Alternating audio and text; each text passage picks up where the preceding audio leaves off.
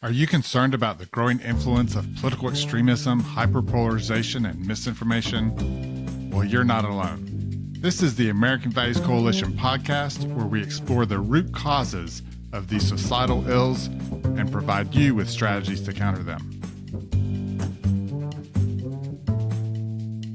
I'll get to the mistakes doctors made, but what I didn't count on was that an entire political movement would decide that opposition to all public health measures would become part of their identity as a political party. My guest today is Tom Nichols. He's a staff writer for The Atlantic and professor emeritus of national security affairs at the U.S. Naval War College.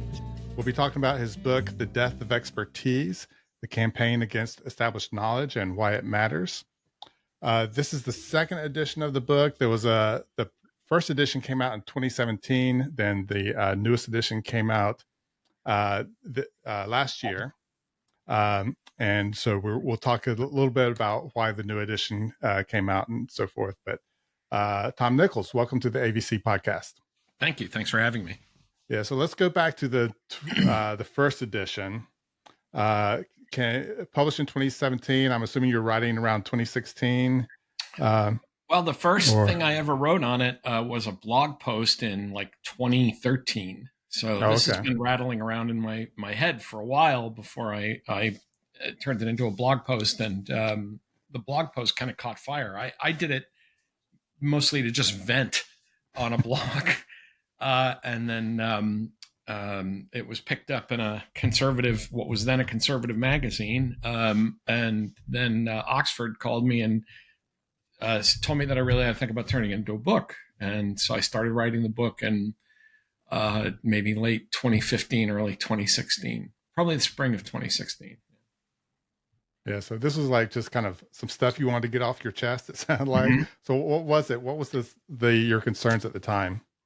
Well, and it's interesting because people see the publication date and they think that it was some kind of reaction to Trump or the election or something. But in fact, I started it much earlier, and I had always been concerned about the way that Americans dismiss expertise. It's kind of in our blood. We're very egalitarian. We don't like to say that anybody's smarter than anybody else or knows more. We're all Americans. We're all equal. But of course, real life doesn't work that way. I mean, your plumber knows more about plumbing than you do. Your doctor knows more about medicine. But what started to change over the years was that people weren't just saying, well, I don't really trust those guys, or I want a second opinion, which is always something you should do, if you have a medical question. What they started to say was, no, I know better than those guys. I actually know more about their subject than they do. That was when that started probably sometime in the 90s, maybe. But it had been growing for a while. And I said, that's a change. And what finally pushed me over the edge was when a young guy, college age person said to me, we were talking about Russia. And of course, I've spent most of my career as a Russia expert. I speak Russian. I've been there dozens of times. I've written books on it. And but we were arguing about Edward Snowden, and this young fellow was very much a fan of Edward Snowden. I said, well, trust me, he's jungled up with the Russians. I mean, this is a Russian thing going on. And this guy says to me, Tom, I don't think you understand Russia. Let me explain Russia to you. And that was where that little circuit breaker in my head popped. And I said, no, you are not going to explain Russia to me. I get paid to explain Russia to you, people like you, all day long. And so I went and wrote this piece saying, when did people start doing this? When did, it's not just the internet. It was even before the internet. When did people think it was okay to walk into their doctor's office and say, here's what I've got and here's what you're going to do? I heard that from doctors that I interviewed for this book many times, that they don't say, well, patients don't say, well, I have questions or concerns. They say, I've done my research. Here's what you're going to do for me. And that made me curious as a social scientist. By training, I'm a political scientist. And so I just started writing this book about the various culprits, journalism, education, the internet, But under it all, and this was why I wrote a follow-on and then a book called Our Own Worst Enemy, and then a second edition of The Death of Expertise. The thing that was really underlying all this has been the growth of individualism and narcissism since maybe the 60s. That creates an entire culture whose mantra is, you're not the boss of me. And so that was what kind of made me go from sort of rolling my eyes, when I was a young college professor, and I'd say, well, I'm a college professor, and people would roll their eyes, and I'd say, yes, I know, and I rolled my eyes back. But when it came to be, conversations, people would say, oh, you're a lawyer? Let me explain the law to you. Or you're a Russia expert? Let me talk to you about Russia. Let me tell you about Russia. That's new. And that's what kind of moved me off the dime to start writing about this. Actually, I used to be a professor as well. And I just want to say, if you're a young professor listening to this and don't have tenure, maybe don't speak to your students that way. You reminded me of that. I knew a fellow tenure professor as well. He told me this story once where a student told him once, he was arguing with a student, and the student said, but that's my opinion. And the professor told the student, well, just because you have an opinion doesn't mean you know anything. Well, I tell a story in the book. When my first real teaching gig was at Dartmouth back in the 90s. And this was a legendary story at Dartmouth. There was a guy there named Robert Jastrow, who was, prize-winning astrophysicist, very well known. And he was also a conservative. And at the time, this was a few years before I got there in the 80s, he was a big fan of strategic missile defense, which at that point was still very much associated with Ronald Reagan, very divisive, a lot of argument. And a sophomore apparently got into an argument with it. He gave a talk on missile defense, and the student argued with him, and Professor Jastrow said, well, that's not quite accurate, and it's not right. The student said, well, your guess is as good as mine. And Jastrow, right, exactly. If you're a professor, that moment. And Jastrow stopped the kid right there and said, oh, no. My guesses are much, much better than yours. And, it was just such a really important moment, that even professors across the political spectrum at Dartmouth, that's how I heard of it. It was kind of like the lore, at Dartmouth College, of this great moment where this professor just slam dunks this kid and says, no, your guesses are not as good as mine. Mine are much better than yours. And I think, that wasn't meant to be rude. Today, you're right. If you talk that way to a student, their heads would explode. But the idea that there's no difference between a professor and a student, between an expert and a lay person, between a professional who does something for years and someone who's never done it, that we used to respect that. That was, yes, it's part of the American culture to be very egalitarian and to not want to talk about some people being able to do things better than others. But on the other hand, we also respected the division of labor, and we respected that, you're good at something, I'm good at another thing. We don't all have to be good at the same thing. So I imagine the response that some people have, get you to respond. Experts don't always get it right, right. And they get it wrong, and they're arrogant. They think they know everything, but you can come up with this example or that example. Look, they were wrong here. They were wrong here. So why should I listen to experts? Well, the problem is that when experts are wrong, the public likes to play gotcha. Like, aha, you doctors were wrong about eggs. Right? They told us not to eat eggs. I love eggs. I actually had this conversation with my own doctor, and my doctor was a great guy. He kind of hung his head and he said, yeah, we got that one wrong. But that doesn't mean that doctors don't know anything. And a guy stood up. I was giving a lecture one time on this, and a guy stood up and he said, well, see, that whole story proves that doctors don't really know anything about heart disease. I said, I'm pretty sure they do. And who found out that eggs were actually okay for you? Other doctors doing other studies. That's called science. And yes, experts make mistakes. Some early versions of jet aircraft had metal fatigue in them and came apart. And, doctors leave scalpels inside people. It's happened. But if you were Tom Hanks on that desert island in Castaway, and you had that infected tooth that he has, I don't know if you've seen the movie. Yeah. Most people have, and he ends up having to take it out on his own with like a ice skate because there's nobody else there. Would you take Tom Hanks or would you take the worst dentist in your town? Of course, you know the right answer to this. Now, where people, I think, have a much more legitimate beef, and I talk about this in the book. There's a whole chapter in the book called When the Experts Are Wrong. Experts get things wrong, and they don't want to admit it because then it hurts your reputation. You know, you end up wanting to kind of just kick the kitty litter over your mistake and move on. Where I think this gets especially difficult is when it comes to judgment calls in things like politics. You know, should we bomb Iran? You know, are the experts going to be right or wrong? Well, sometimes that's not really the question. The question is, it's a moral judgment. And I think the public sometimes asks experts questions that are not answerable. Should we bomb Iran is not really a question an expert can answer. All an expert can do is tell you, here are the possibilities, here are the pros and cons, here are some possible outcomes, here are things that could happen, here are problems you should watch out for.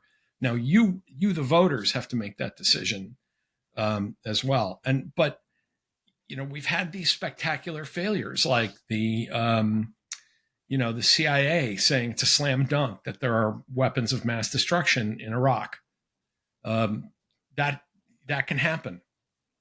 On the other hand, on any given day, to know what's going on in the world, I would rather ask the CIA than, you know, some chatbot. And I think people don't realize that the errors are so few. The reason they're able to seize on these errors is because they are so few that they're kind of like plane crashes, right? I mean, a plane crashes, everybody's freaked out about flying. And sometimes it's the pilot, or sometimes it's a design flaw, or sometimes it's like, you know, Boeing with its 737 problems, you know. But the fact of the matter is, you're still safer on an airplane than you are driving any day of the week. But it's huge. It gets our attention. It freaks us out. And the experts aren't good about this. They don't want to play gotcha with the public. So they sort of just, you know, again, pull back, try to pull the curtain over their mistakes. But I think that's in part because it's become more and more difficult to talk to the American public about just about anything. But I will say, and I was thinking about, you know, the way doctors were when I was a kid. I'm 64. When I was a kid, a doctor could have walked in and said, you know, stick this knitting needle in your ear, and we'd have gone, well, you're the doctor. And I'm glad those days are over. I'm glad we have better communication between experts and citizens, but that has now swung completely the other way.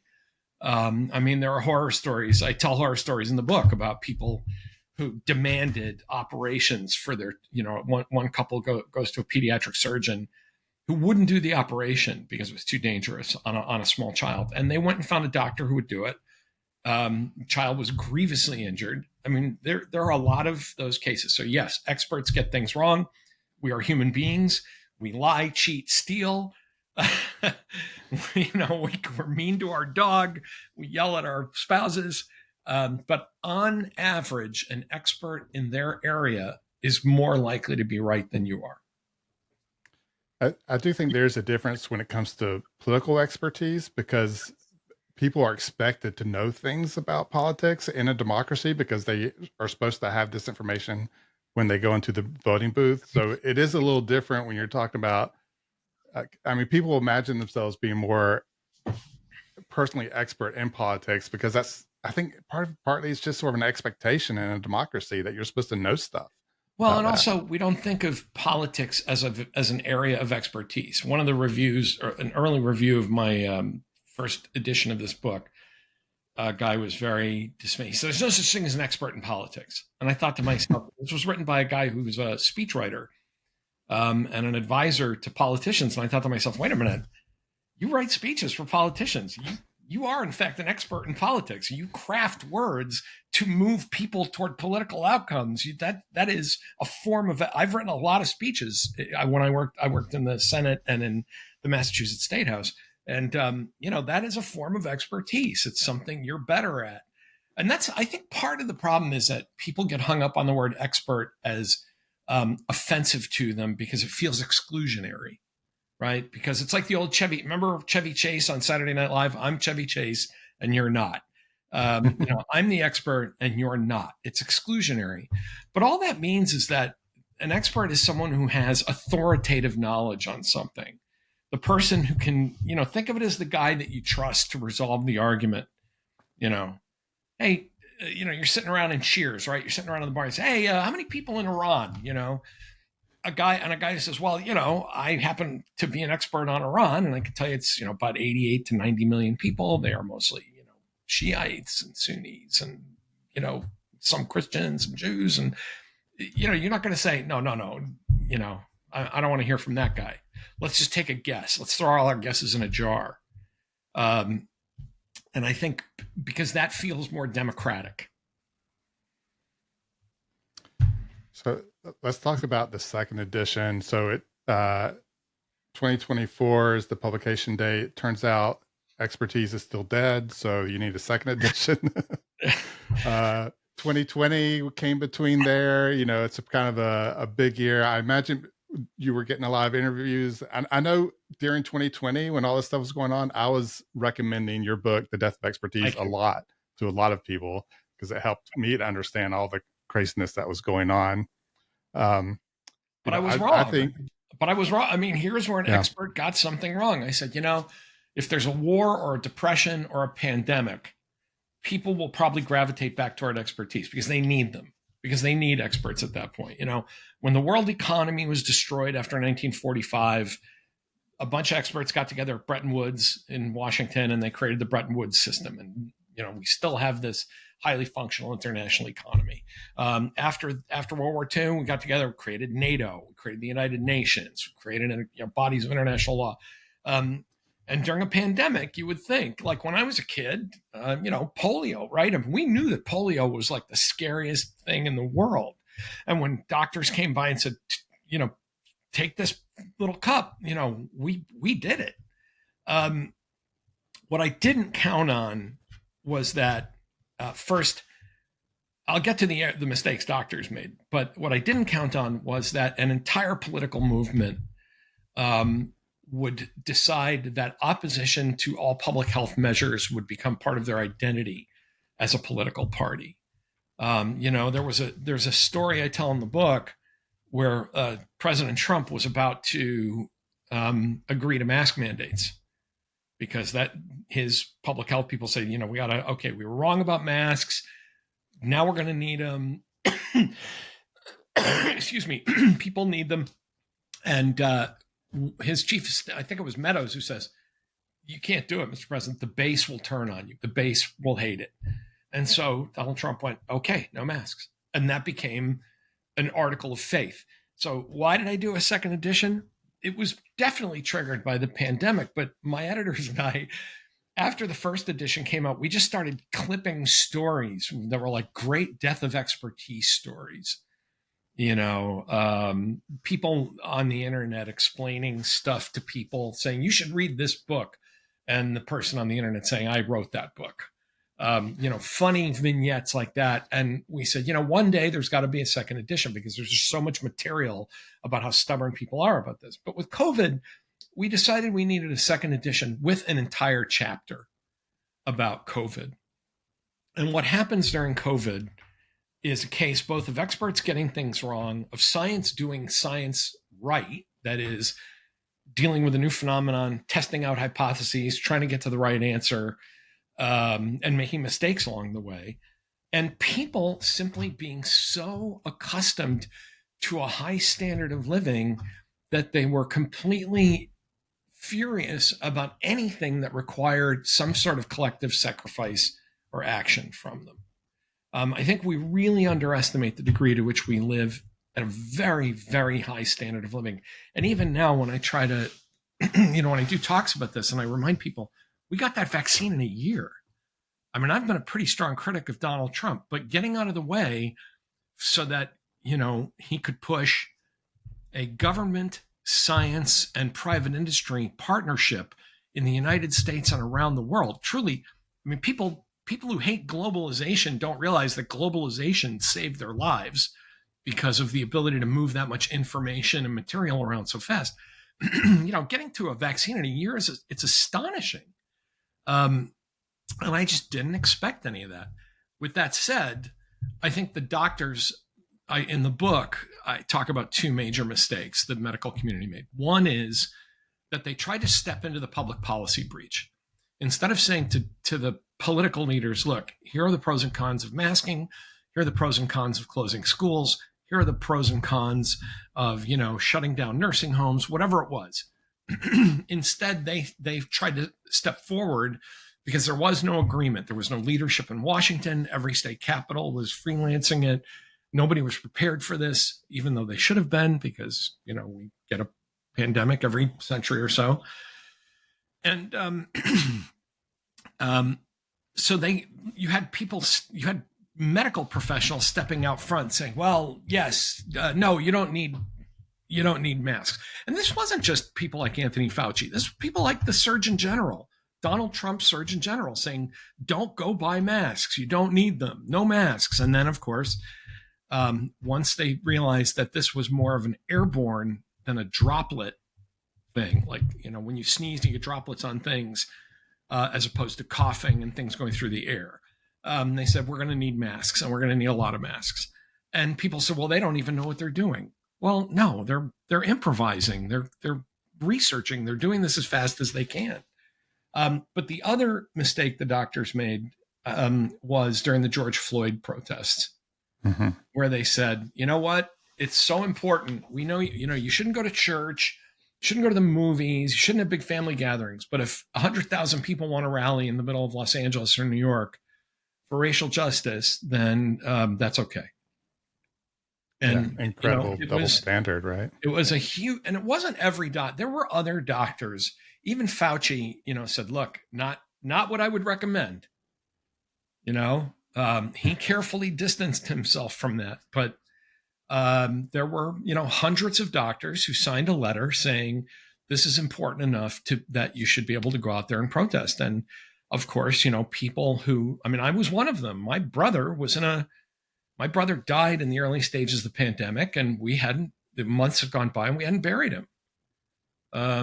So telling me that I can't have a funeral service, with family and friends, while it's okay to protest in the street, rankled a lot of people. And I was one of those people. And I think it was a huge self-inflicted wound that comes when you mix apolitical scientific expertise with politics.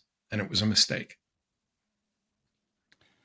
Well, the one advice I would give about the second edition is I think the subtitle, you missed a great opportunity. It should have been The Death of Expertise, Even Deader. Take a page from Hollywood, the Die Hard movies, and the third edition could be Even Deader Still, The Death of Expertise, the deadening, dead zone, deader and loving it. Yeah.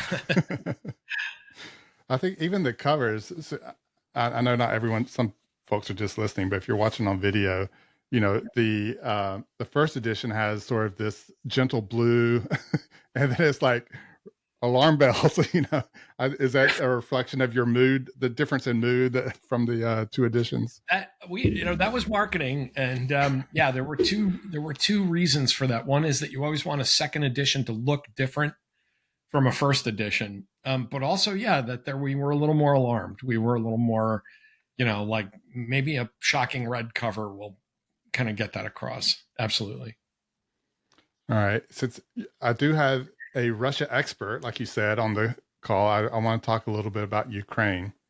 And if you're watching now on our YouTube channel, we have some videos from Ukraine. This is from an upcoming documentary where you can see pastors and others who are there in Ukraine talking about what's happening on the ground in Ukraine. I encourage you to watch those if you're interested. Uh, but the Ukraine issue, this is also a place where we see just a lot of misinformation happening, especially on the right side of American politics, where people are, of course, and it's coming from the top, our president, vice president, claiming that, uh, uh, you know, uh, Ukraine is the dictatorship and Putin has some reason to invade, and all these sorts of misinformation that's going on. So give us your take now on what's happening in Ukraine and where all this misinformation is coming from. Well, there is a streak, and I won't say the entire American right. I mean, as you know, I'm a former Republican myself. There is a streak within the Republican Party that admires Russia. There's just no doubt about it. They think Putin is this, white Christian strong man who's, kicking out all the gays and trans and, minority people out of Russia and all that stuff. That's all. I guess it's a family show, so I won't use that word. But this is all nonsense. Putin's a dictator, and we think that in isolation, my colleague Ann Applebaum has once said this might have been one of the weirdest byproducts of COVID-19 isolation, that when he was in isolation with nothing but a close group of advisors, he got it into his head that he could kind of piece together something like the Russian Empire and the old pieces of the Soviet Union, but that the most important thing was that he had to capture Ukraine. I mean, for years, we're talking 20, 30 years that he's been in public life. Putin has never accepted that Ukraine is a real place. They think of it as like Russia Junior. They are ethnically and linguistically and religiously similar peoples. They should be brothers and sisters. Putin has embarked on a war of conquest. He's engaged in a war of mass murder and war crimes. The people who somehow believe that Ukraine was the aggressor here, you would have to believe that this small, not particularly wealthy country attacked Russia, which is 3 times its size and has nuclear weapons. The misinformation, I think, comes from people who feel like we should be closer to Russia because Russia is the kind of right-wing dictatorship that many of them want to see here in America. And that's unfortunate because, I actually, at the beginning of my career, I was a very harsh critic of the new Ukrainian state. The Ukrainians wanted to hold on to nuclear weapons. I thought that was a bad idea. I still think it's a bad idea. That they were being led by former communist bureaucrats, but they didn't start this war. They are really, they are 35 million people trying to live in peace in the middle of Europe, and they are a democracy. And Putin's terrified of being overthrown by a popular movement. And so when he sees anything like democracy around him in Georgia or Ukraine, or any place else, he moves quickly. He doesn't want to fall to a so-called color revolution. And he thinks that the United States helped to depose his guy in Ukraine years ago and that we're out to get him somehow. But nobody should make any mistake. This is a war of aggression. It's a war of conquest, and it's being conducted with outright war crimes. And if you think that the Russians are somehow in the right here, you're just watching too much TV. But you should also ask yourself, if the Russians are so in the right, why are the only people helping them 10,000 North Koreans who've been sent there as cannon fodder? It does seem to be like the one issue that divides MAGA somewhat. So maybe there's some hope there, when you see some Republicans, stand up for Ukraine. I think most Republicans, especially elected Republicans, are firmly on the side of Ukraine. They just don't know how to do that without getting sideways with wherever Trump is on any given day. Just yesterday, Trump said he's really mad at Putin. He's going to send weapons to Ukraine. Now, I'll believe that when I see it. But again, this America First isolationism, that's always been a part of the American psyche. And it used to be much more among rural Democratic Party populists, out in the farm states back 40, 50 years ago. But it's difficult to explain to people why they should care about Ukraine. So what does that mean to me? Well, if Russia, and I always try to point out, you need to care about places like NATO and Russia and Ukraine and China and Taiwan and other places, because if the world starts running on rules that are written in Moscow and Beijing, you're not going to like it. And by the time you realize it, it will be too late. One of the things Trump kept saying in the Zelensky Oval Office meeting, he said, "You can't win this." Can Ukraine win this without U.S. support? Without U.S. support, eventually the Russians just flatten the country, I think. But Trump's wrong. I mean, I was one of the people that said, man, this thing could be over in a week. I mean, the Russians are, got 120,000 troops. They're attacking from 3 separate directions, vastly superior in air power and so on. And yet we didn't count on how dedicated the Ukrainians would be, and just how stupid and incompetent the Russians would be. And I would argue that every day that there's an independent Ukrainian government is a day they're winning. Because remember, Putin said this was all going to be wrapped up in 3 days. Well, that was 3 years ago. And I think that's the other thing that I don't understand about today's Republicans. I guess I do understand it, which is that they submerge their rational thought to the needs of politics at the moment. But this tiny investment of American and European money and weapons has destroyed like a third of the Russian army. I don't understand how any Republican can be against that, or any American who cares about peace in Europe. But apparently, again, there is a Russia caucus within the Republican Party, and I think it's really unfortunate. All right, Tom Nichols, thanks for joining us. Before we go, what else do you have going on these days, and where can people find you? You can find me online at X and Blue Sky as Radio Free Tom. I'm a writer. I'm regularly in the Atlantic. Our August issue has a few pieces by me on nuclear weapons. So if you're not a subscriber, make sure you get the August, sign up and get the August issue. That's pretty much where to find me, is in the pages of the Atlantic. Yeah, I just read that this morning, the one you did on nuclear weapons. I really appreciated it. I learned a lot reading it. So, I recommend that. Don't read it before you go to bed. That's right. Yeah, so Tom Nichols, follow him in the Atlantic, X, and Blue Sky. Thanks so much for joining us. Thank you.